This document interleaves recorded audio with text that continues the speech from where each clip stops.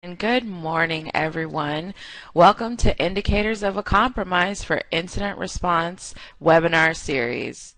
Our 100 level awareness webinars are open to general audiences to provide basic information on various cybersecurity topics. Like Cindy mentioned, my name is Ashley, and I will be one of your facilitators this morning for today's webinar. I'm joined by my colleague Adrian, who will be walking us through some of our materials as well as moderating our chat panel for any questions that you may have during our webinar.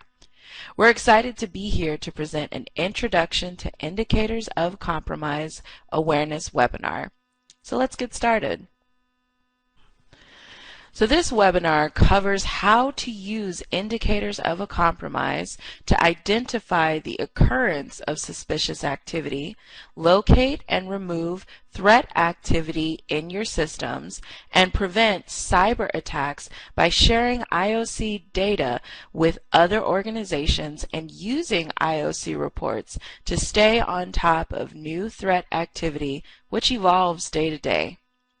In the next hour, we will introduce and define indicators of a compromise and explain why they're crucial to enterprise security, list the uses for IOCs in cybersecurity and threat analysis, describe the categories of IOCs and how they're used in incident response, introduce you all to the MITRE attack framework and how IOCs can be used as clues to put together a picture of threat activity and the potential perpetrators involved. And finally, we're going to share some resources that will enable you and your organization to identify, document, interpret, and share and receive IOC information with outside organizations. And we're going to have a couple of knowledge checks sprinkled throughout today's presentation to test your knowledge. But I believe in y'all. I think we can get through it. So, let's go over our terminal objectives. By the end of today's webinar, we hope that you'll be able to summarize the importance of indicators of a compromise and how they're used in cybersecurity and incident response. In order to get to this, we're going to define indicators of a compromise, explain why they're important, identify how IOCs are used and the types of IOCs available with added examples, and then we're going to describe the MITRE attack framework and how it supports analysis of indicators of a compromise. And we're going to show you how to use the framework to identify APTs, or Advanced Persistent Threat Groups, and recommended actions for protection. And we're going to provide you all with example analysis of indicators of a compromise using the MITRE attack framework so you can see how to put it into action for yourself.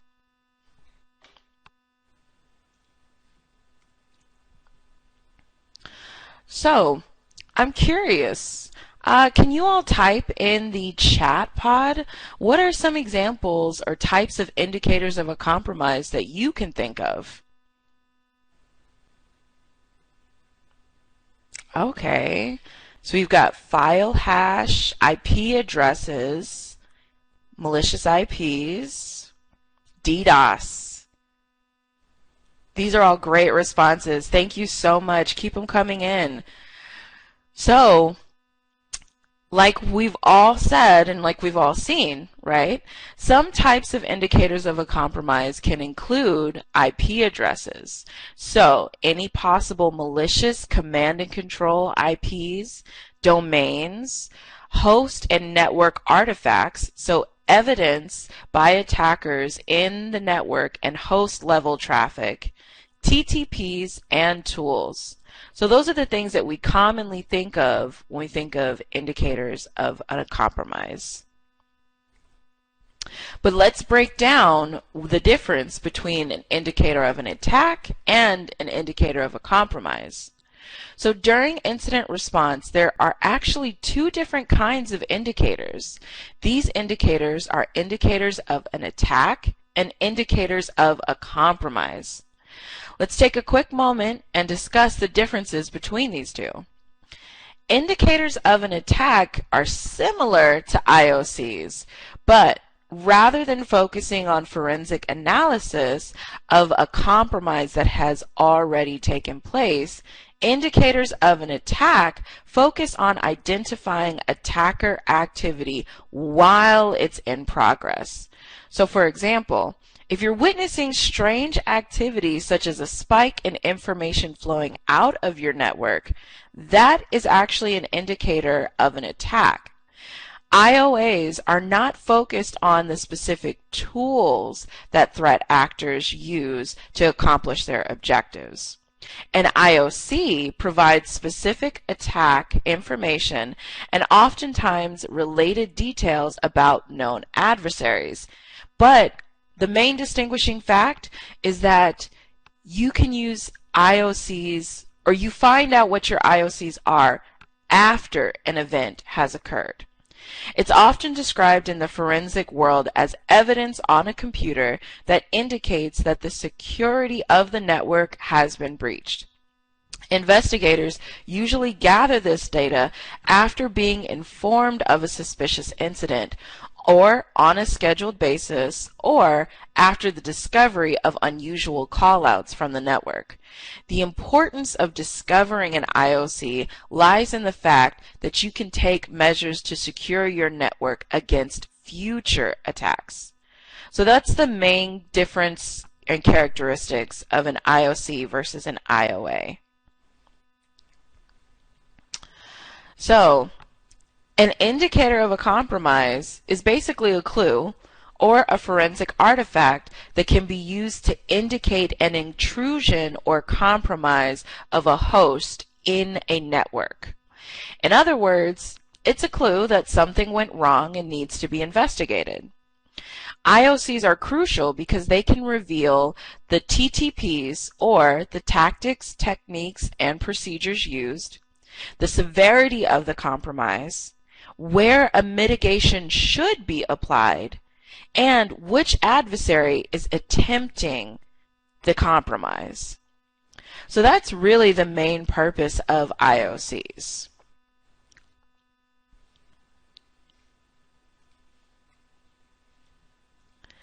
And so, in another way to think about it, let's think about your car. Every car has a dashboard that provides measures of performance as well as safety indicators such as tire pressure, engine light, oil light, and the battery light, right? So we all know about those types of indicators on your dashboard. The driver uses these indicators to see how the machinery is performing in real time. So the speed, fuel range, and the RPMs. And the dashboard also alerts the driver to potential problems.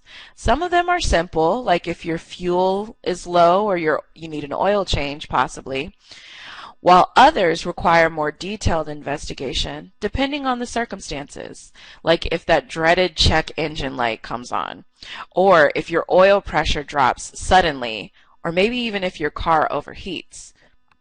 The car dashboard provides information on how the vehicle is performing and reports safety or maintenance concerns. Similarly, our computer networks and systems must be monitored by tools and programs that scan the network and report unusual activity. Mechanics work to identify a problem with the car and how it happened. They can diagnose a problem and often determine what caused it, such as like a mechanical failure, improper use, or even sabotage. Mechanics can see or hear the problem, and sometimes nowadays they'll have to plug the car in to an actual diagnostic computer. Incident responders such as yourselves are like the mechanics that come in when suspicious activity is reported, and they investigate the information available to diagnose the unusual activity and its cause. The indicators incident responders use are considered digital forensics that allow them to assess the severity of a compromise. So one example that I like to use is where I live, the roads are horrendous. And I now rely very heavily on my tire pressure indicators because there have been moments where I go out to my car and out of nowhere find a flat tire. But if I'm constantly monitoring my tire pressure gauges, that will allow me to know when I have a leak or if there's a nail in my tire and something more serious needs to occur in order to keep me on the road. So according to NIST 800-53, indicators of a compromise are defined as forensic artifacts from intrusions that are identified on organizational systems at the host or network level. In understanding IOCs, it's also important to know that digital forensics is the application of scientific investigatory techniques to digital crimes and attacks. In forensic science, Dr. Edmond Locard formulated the basic principle of forensic science as every contact leaves a trace. It's generally understood as with contact between two items, there will always be an exchange. An IOC is a trace that a threat actor leaves behind when it contacts and infiltrates an organization's system. So think of yourselves as CSI investigators following the clues in your network, such as log files and unusual changes in your users' files and file types.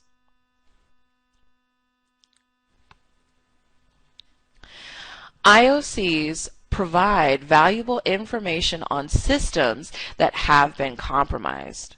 The rapid distribution and adoption of IOCs can improve information security by reducing the time that systems and organizations are vulnerable to the same exploit or attack.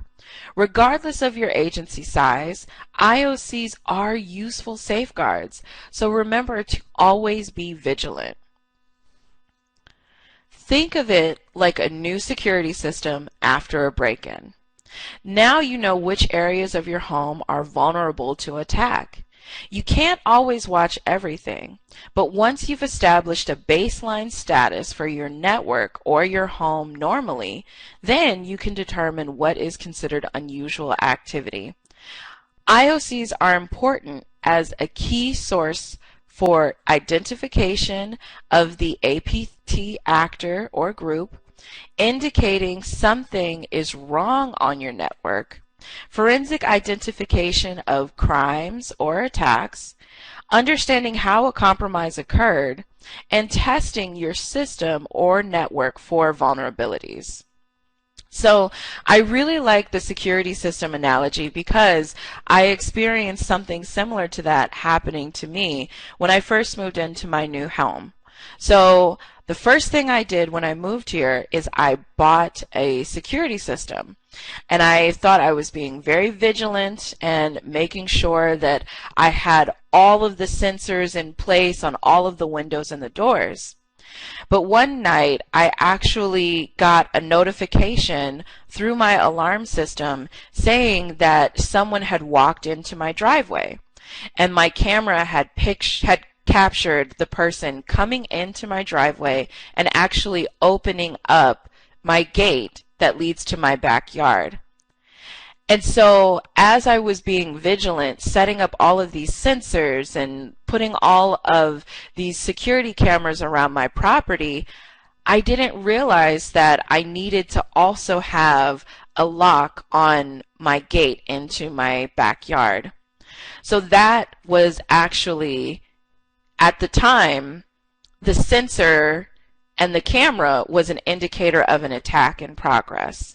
But after the fact, I was able to use the data that I had amassed to understand and use these as indicators of a compromise. So the next morning, I went out to Home Depot and got myself a padlock for my back gate, and now I feel like my home is very secure. So that's what we use indicators of a compromise for, to make sure that we're vigilant and tracking on reducing future chances of compromises happening. So I've done a lot of talking. Now let's ask you all some knowledge check questions. So the first question I have for you all is, indicators of a compromise are defined as reactive incident response indicators used for detection of threats in your network. Of the following, what would you say is an example of an IOC? Okay, so we've got a good amount of responses.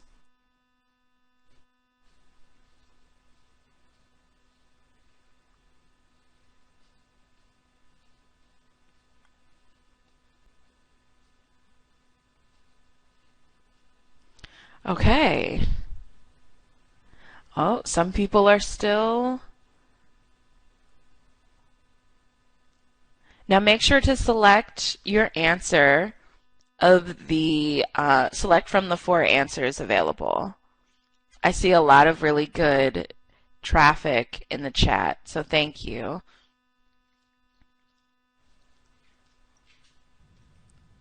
Actually, just because I've seen it come across, I think, a couple times, just want to add some information here. So there's no submit button with this. You're just going to select the option, whether it be the first, second, third, or fourth option, and then we collect that information. So there's no submit button. Awesome. Thanks, Adrian. Okay, so it looks like the majority of our participants have actually submitted their response, and the correct answer is a report on a series of incorrect login attempts after normal business hours is an example of an IOC. So this is where, this one was kind of a trick question. I know a lot of people would tend to select option C, but remember, we're talking about the difference between an indicator of a compromise and an indicator of an attack. So that's why we focus on the report. The report serves as the indicator of a compromise that you would use, and that's how you can see whether or not a compromise occurred in the past. So let me see. We've got some traffic in the chat. Thank you, Mark, and thank you, Adrian, for following up with that question. So yep, Latanya, you have it right. It's the reactive incident response. That's the way that we're looking at it, not necessarily following up or referring to an actual indicator of an attack. So let's go into the next question. So we talked about this earlier. The Locard principle is an example of what?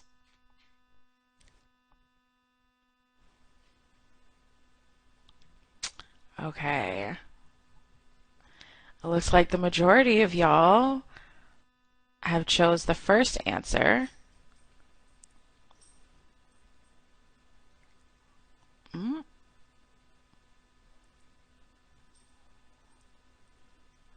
Okay.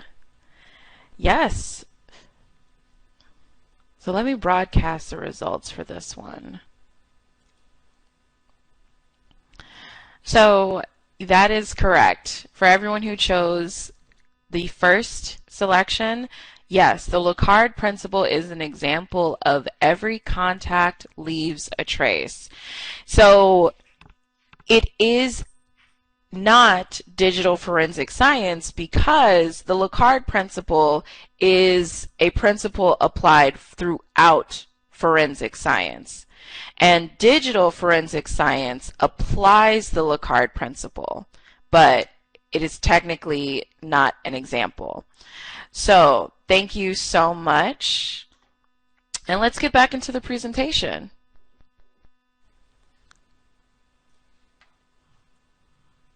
So we've all learned about different tools that we can use to help us monitoring our systems.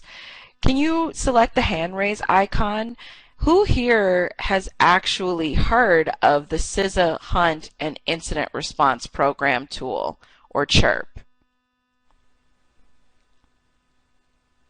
Awesome. Okay, so we're getting a lot of action.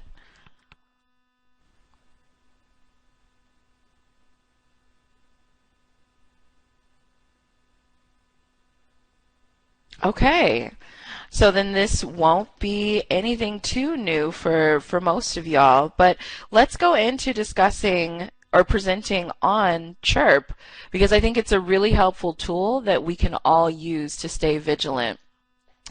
So the CISA Hunt and Incident Response Program, or CHIRP, is a forensic collection tool that CISA developed to help network defenders find IOCs associated with activity detailed in the following CISA alerts: AA20-352A, Advanced Persistent Threat Compromise of Government Agencies, Critical Infrastructure, and Private Sector Organizations, which primarily focuses on an APT actors compromise of SolarWinds Orion products affecting U.S. government agencies, critical infrastructure entities, and private network organizations.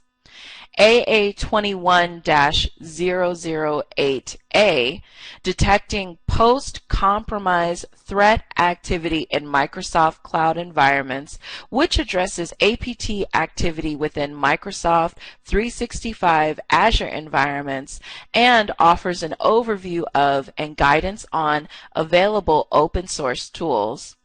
The alert includes the CISA-developed Sparrow tool that helps network defenders detect possible compromised accounts and applications in the Azure Microsoft 365 environment. Similar to Sparrow, which scans for signs of APT compromise within a Microsoft 365 or Azure environment, CHIRP scans for signs of APT compromises within an on-premises environment. And now we have a video that helps explain and presents an overview of CHIRP and how you can use it.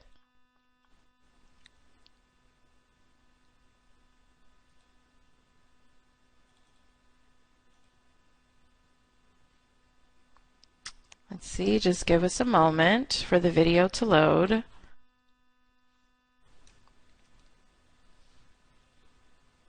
There we go.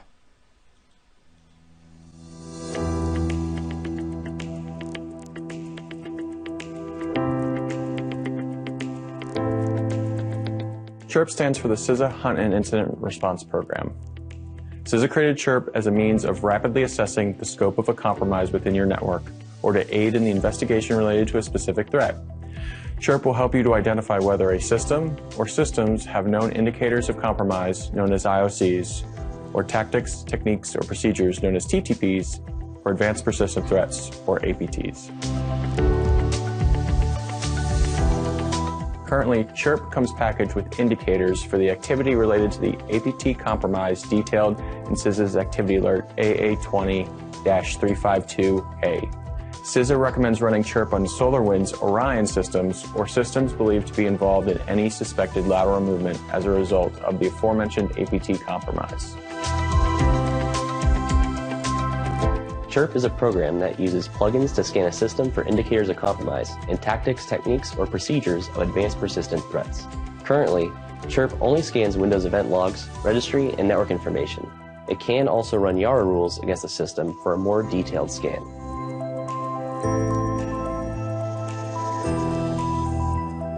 It creates JSON reports of indicators observed. CISA recommends that you ingest the results into a SIM if available. If not, you may open and view the results with a web browser or text editor.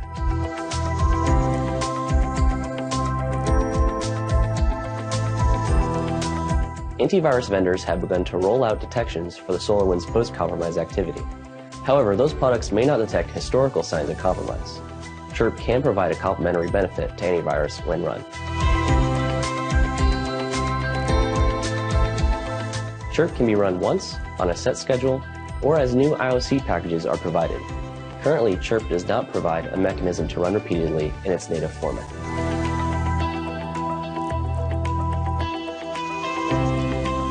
No, the program can be run out of the box as is and used without any prior configuration. Some behavioral changes are available as CLI options if ran through the terminal.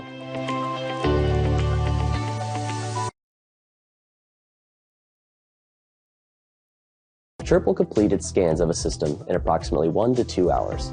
Time will be dependent on how active the system is and how large the resident data sets are. Periodic progress updates will be provided by Chirp as it runs.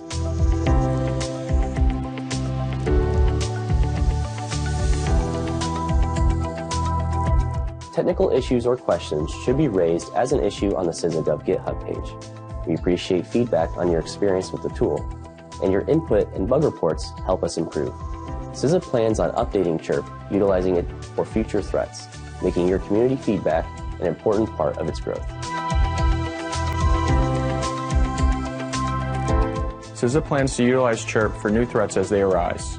New indicator packages will be released in the future via the CISA.gov GitHub repository for Chirp.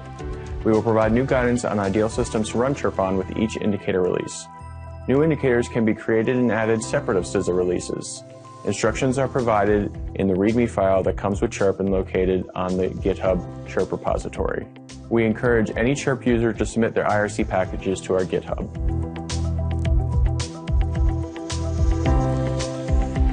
Yes, CISA will continue to update Chirp with new plugin, indicator packages, and bug fixes in the future. New plugins and IOC packages can also be created and added to the GitHub Chirp repository by the cybersecurity community. Instructions on creating new plugins and IOC packages can be found within the Chirp README on the Chirp GitHub repository.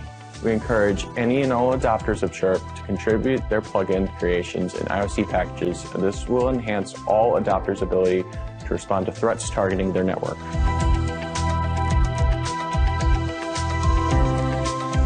If you have any additional questions for Chirp, please feel free to contact CISA. For general questions regarding Chirp, please contact us at the following email: central@cisa.dhs.gov or by phone at 1-888-282-0870. For reporting indicators of potential compromise, contact us by submitting a report through our website at us-cert.cisa.gov/report.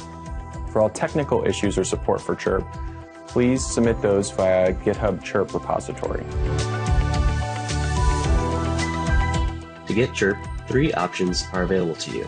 The first and most optimal is downloading the most recent release from the GitHub repository's releases, which you can see on the right-hand side of the main page.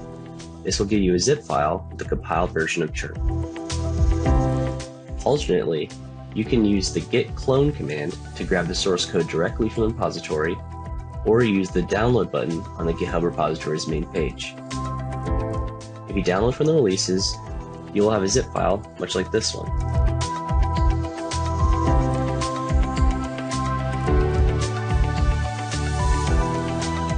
After extracting the contents, running the executable is relatively simple. It can be done by simply double-clicking the chirp.exe file, or by executing the file through the terminal. If you wish to run Chirp with Python, there are a few extra steps to follow prior to execution. Firstly, you will likely want to set up a virtual environment. You can do this by typing py-m venv, which will create a virtual environment in a folder named venv. This allows us to install packages specific to this project and not to our system's main Python instance. After we've created our virtual environment, we must activate it with /venv/scripts activate.ps1. And now our virtual environment is activated. Next, we will want to install our requirements. We can do this by typing python -m pip install -e and a period for the current directory.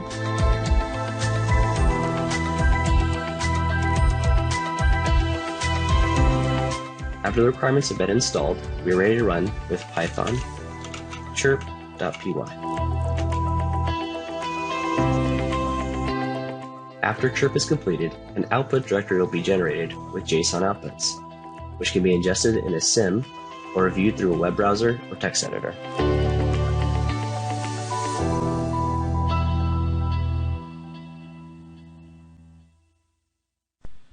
Awesome. Thank you so much, SZA. So for anyone who's interested, we noticed that there were some folks in the chat mentioning some technical difficulties on their end. If you're interested, in the web links pod directly above the chat pod, we have a link to the video. So it's the first link titled Chirp Overview. So if you select that, it will take you directly to the video, and you can watch it there. Okay? And we're sorry that some folks are having some technical difficulties with watching the video. But let's get back into the presentation.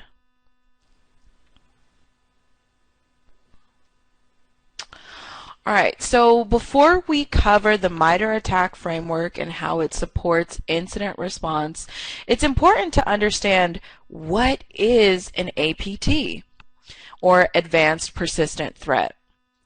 Based on guidance from NIST 800-39, an APT is identified as a sophisticated threat actor, typically associated with a nation-state or state-sponsored group who surveils systems over an extended period of time with the intent of stealing or sabotaging data. These actors or cyber criminals, through stealthy means, are able to gain unauthorized access to a network with the purpose of carrying out a specific objective or capturing a high-value target. APT attacks tend to be more complex than traditional attacks and are not simply hit and runs. A successful APT hacker breaks into networks and computers, gets what is needed, and slips out unnoticed. They prefer to be slow and low. They don't want to generate a lot of strange-looking auditable events, error messages, or traffic congestion, or cause service disruptions. The motive of these attacks can be either financial gain or political espionage, and the consequences of these attacks may include intellectual property theft, compromised sensitive information, sabotage of critical organizational infrastructures, or total site takeovers. And I think we've all seen examples of those throughout the past, right? MITRE has cataloged various APT groups using names or designations to support the attack framework, which is very essential when discussing APT groups and how they can be identified. So, before we get into the nitty-gritty of how the MITRE ATT&CK framework actually works, let's see a show of hands. Who here has actually heard or experienced the MITRE ATT&CK framework? Okay, thank you, Alberto. Jerome, okay, so we've got, wow, it looks like more than 100 people on today's webinar have experience either working with the MITRE ATT&CK framework or, oh, Jeff, you actually teach it. Okay, very cool. Okay, so I'm really excited for us to go into our next set of slides and hand it off to my partner Adrian so that we can go into and he can break down what the MITRE ATT&CK framework actually is. Adrian, take it away.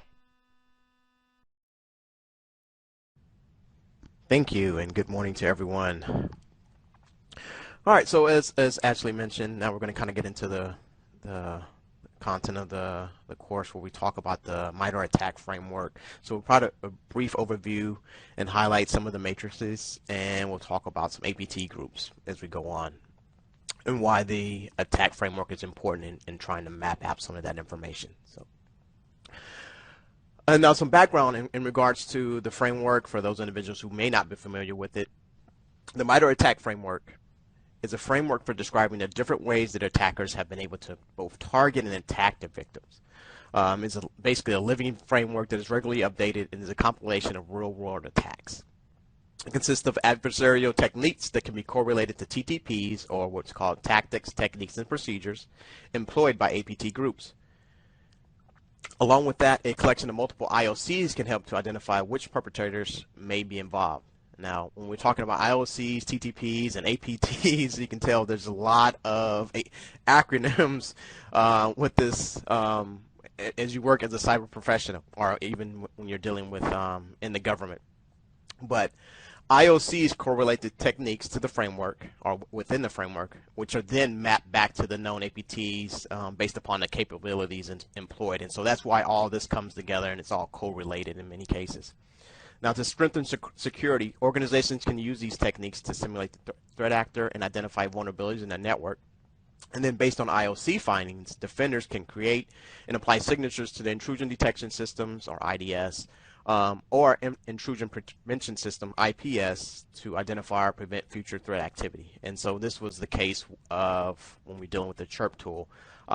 With the CHIRP tool, it was created specifically for identifying these things with SolarWinds and some of the Microsoft-related 365 compromise.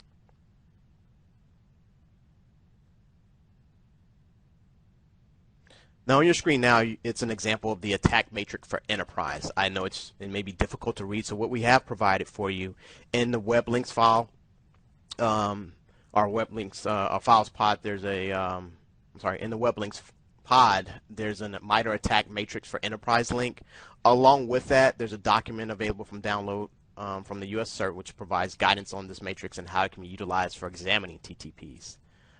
What I'm going to do now is just provide a very high-level overview of this matrix based upon that guidance provided by US CERT. In the attack, tactics represent the why of a technique. This is what the adversary's objective is when they perform a given action, and you can refer to the high-level columns at the top where it says arrow to it along the top, the header, so to speak. These are our pre-attack and attack matrices, along with the distinctions made for different OS platforms. So there's one for Windows, Mac OS, and Linux, along with cloud and mobile options as well. The distinctions are necessary because not all attacks will be applicable to all OS platforms or technologies. Now, pre-attack refers to the range of activities attackers may use before they actually attack. Activities are more than just reconnaissance, when we're talking about learning about a target, but also about acquiring and maintaining infrastructure, so that persistence. So the tactics, when we're talking about the MITRE matrix, is the reason for performing an action, or simply put, the why. So an example here, you have gaining initial access, executing something, maybe persisting, elevating privileges, discovering credentials, or even moving laterally. Now, one thing to note about this, an attacker may not necessarily use all the tactics for an attack or in part of a campaign, so to speak. Now next, now that we've talked about the headers being the tactics, you also have these columns which identify the techniques, so the vertical boxes or statements on this chart or on this matrix. Each one of the techniques are what the attacker would use to gain that or what they would use, the technique they would use along with that tactic. So for an example, if you go to, I apologize once again if you can't see it, but if we go all the way to the right on the matrix, the second column in is exfiltration. This would be an example of a tactic. And then underneath that tactic, you have all these techniques that are used to reach that goal. I'll give you a minute just to kind of see what that is, especially if you're using the web link. And so that's the tactics and techniques piece of TTPs. And then lastly, we have the procedures, right? The P part of TTPs. And the procedures are the details of performing the technique, or in a practical sense, how the attacker got in or how they could get in, assuming that you're planning for proactive measures.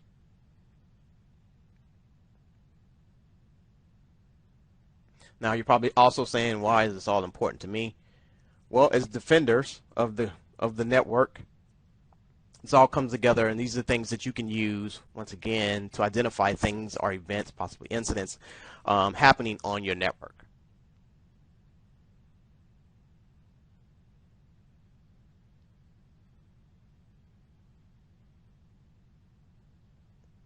All right. Now, I've given you a brief overview of the matrix, which was used for the matrix for enterprise. Now, what you see on your screen is something that we put together for the mapping of a recent, well, within the last few years, compromise that I'm pretty sure most of us have probably heard of. And I'm going to use the attack matrix to kind of map this out. So, using this matrix, so give you some background on the compromise. So, beginning in the spring of 2020, companies and government agencies that use the SolarWinds Orion network management software began to download compromised software updates for the software. Unfortunately, unknowingly, they were introducing malware into the networks. SolarWinds and thousands of its customers have become victims of a supply chain compromise where the threat actors were able to insert a vulnerability identified as Sunburst into the Orion platform software builds, and once a user installed an update, the malware payload would be executed, remain dormant for approximately 2 weeks, and then attempt to communicate with one or two command and control servers, or C2, with the mimicking legitimate SolarWinds traffic. Now, this compromise, which was only one vector used as part of a broader cyber espionage campaign, has been attributed by the U.S. government to the Russian Foreign Intelligence Service, or what's referred to as SVR. Now, this was a very sophisticated campaign that was initiated in 2019, however, by the threat actors. And you may ask, how was this compromise, how was it initiated? And so, the threat actors were able to compromise SolarWinds' supply chain and use the supply chain compromise as well as widespread abuse of commonly used authentication mechanisms. So, when we talk about authentication mechanisms, we're talking about password guessing, password spraying, and exploiting inappropriately secured admin creds. And so they were able to compromise the other entities' networks as well to be able to compromise SolarWinds. This cyber incident impacted enterprise networks across federal, state, and local governments. So everybody became victim, unfortunately, in this incident. And along with that, not only the identified federal and state local governments, critical infrastructure entities, and other private sector organizations. In response to this supply chain compromise, CISA issued Emergency Directive 21-01 on December 13th of 2020. And then over the course of the next several weeks and months, CISA updated the emergency directive with supplemental directions and released cyber incident threat and CISA developed tools, which we just saw, one being CHIRP, to assist network defenders with detecting APT activity related to the SolarWinds supply chain compromise and the broader campaign, including Active Directory and Microsoft 365 compromises. Now, on your screen, as I mentioned, this is some of the techniques that were used for this compromise. Kind of just talking through some of these things to highlight this case, or this case study. The threat actor planted malware code into Orion updates. As I mentioned, they were able to compromise their supply chain. The malware would then establish C2 and identify successful connection, which provided a backdoor to threat actors.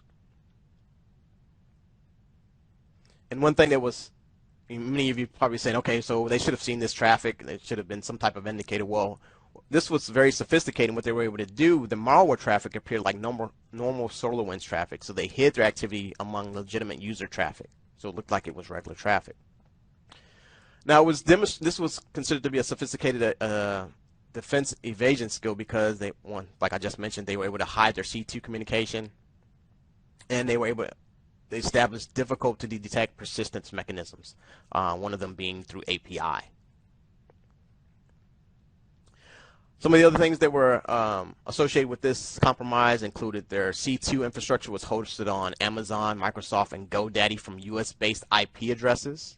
So from that standpoint, it was coming from trusted infrastructure and an IP range. And due to this malware being new, threat actors were able to evade security detection sensors. So if it was new, no way to identify it through signatures. And then lastly, one thing I've discussed is once the backdoor was established, threat actors could pivot for additional access, so the lateral movement. And since Orion provided the threat actor with the means to move laterally to Microsoft 365 accounts, threat actors were able to access emails and other confidential documents if they were available. Now, there were other things associated with this. That's just kind of some of the highlights. And obviously, this compromise was associated with the Microsoft 365. But this is, once again, just an example of how you can map this out to identify TTPs associated with a threat actor.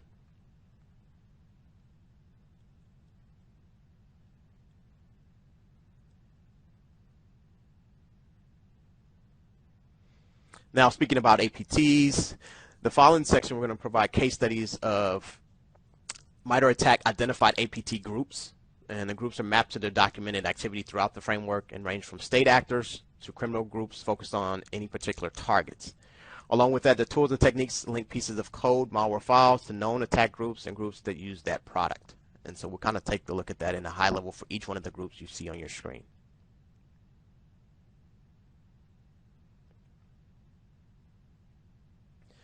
The first group we identify is APT-12, aka Numbered Panda, and it's a China-attributed threat group that targeted media outlets, tech companies, and multiple governments. This group is believed to be operating since 2009, and although this group is typically targeted East Asia, in 2012, they were believed to have reached the New York Times. Now, as far as in regards to the MITRE ATT&CK framework, APT-12 is linked to known tactics in the areas in initial access, execution, and command and control. And that's in regards to the MITRE ATT&CK framework at the enterprise level. So those are some of their tactics that they use. Now, in regards to tools and techniques, some of the tools that they've been associated with include DNS calculation, and this is basically multiplying the first two octets of an IP address and adding the third octet to that value in order to get a resulting command and control port. Included phishing, which we know is sending emails with malicious Microsoft Office documents and PDFs attached. User execution and malicious files, and with the intent of getting victims to open malicious Word and PDF files sent via spear phishing. And web service bidirectional communication. Basically, they use blogs and WordPress for C2 infrastructure. Other associated groups include the DNCalc and DNSCalc, are just some of the few.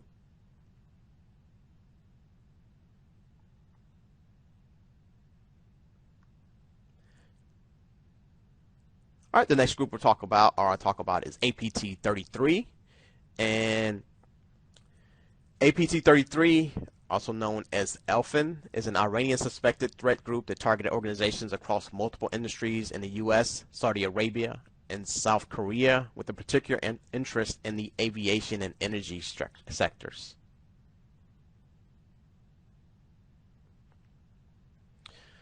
This group is believed to be formed no later than 2013 and has been associated with the following tactics from the MITRE ATT&CK Enterprise Framework: initial access, execution, persistence, privilege escalation, defense evasion, credential access, and discovery, command and control, and exfiltration. Tools and techniques include a dropper program, which is written in Farsi, to deploy a wiper application and installs a backdoor. Spear phishing emails, and one of the things that have been identified with them, if one of their techniques is they tend to impersonate commercial entities like Boeing and Northrop Grumman through registered web domains. And as you can see here, some of the associated groups are, as I mentioned, Elfin and Holmium.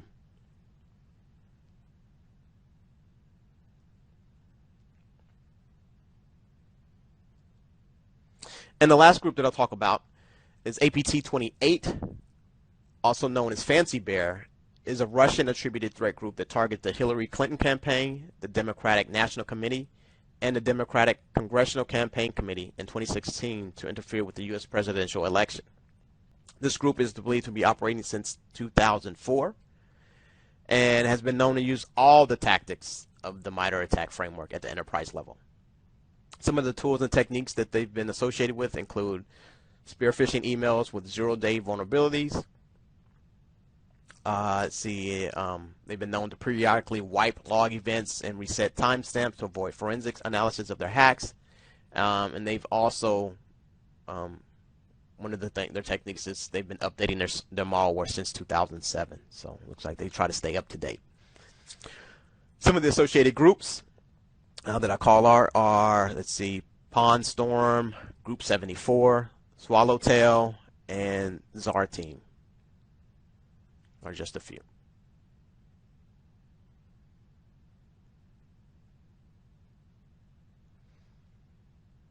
All right. And like I mentioned, all these groups are identified in the MITRE framework. So if you want to take a look at some of the groups we identified today, along with the other APT groups, they all are available for your research. And with that, I'll pass it over to Ashley. Perfect. Thank you so much, Adrian. These case studies are really, really interesting, and I hope you all take some time to review on your own the MITRE ATT&CK framework and check out our web links above, because we have links to the MITRE ATT&CK framework there. All right. So now on to my favorite part of today's presentation. Let's go into some knowledge checks. And I know you all have been paying attention, so let's start with our first knowledge check. Spear phishing is an example of which tactic?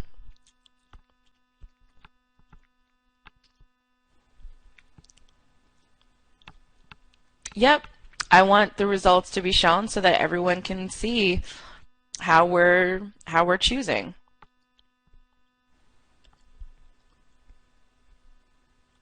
All right. Okay, so it looks like the majority of everyone is saying the second selection, that spear phishing is an example of initial access, and you all would be correct. Why is it an example of initial access? Because spear phishing is a way that you can actually get into someone's network. Let's move into, or it's a possible way to get into someone's network. So our next question is, the purpose of the CHIRP tool is to, all right, let me broadcast the results so we can all see how we're selecting.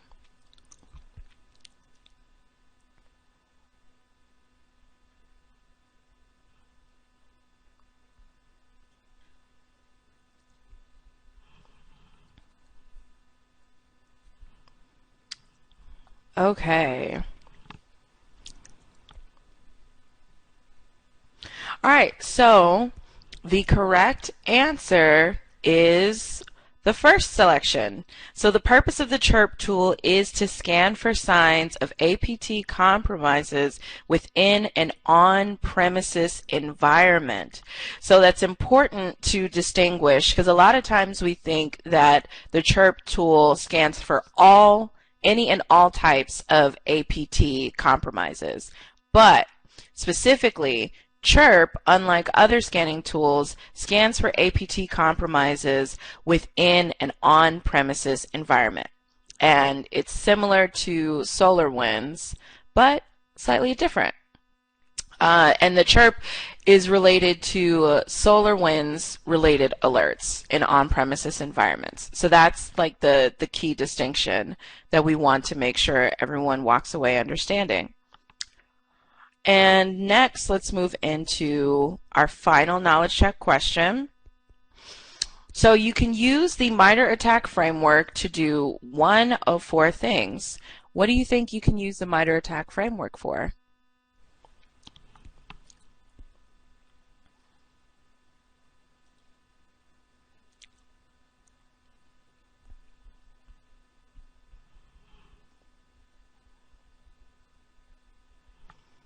Okay, so it looks like we've got a lot of different options. All right, so for the purposes of time, because I know we're coming to a close, I just wanted to clarify, actually, the MITRE ATT&CK framework is used to identify vulnerabilities in your network. I know a lot of people chose identify TTPs employed by nation states, but the reality is you would actually use the MITRE ATT&CK framework to identify vulnerabilities in your network, and then from there drilling into the TTPs that were possibly employed by nation states. So I know that one was kind of a trick question. Sorry, everyone. But now let's go back into our presentation. And we wanted to share some resources that are available to everyone. So this concludes the IR 108 webinar on indicators of a compromise, and we hope you enjoyed your time with us and you came away with knowledge that helps you better understand IOCs. If you'd like to learn more, we encourage you to visit the resources listed. And you can also select these resources in the web links pod above. Thank you so much.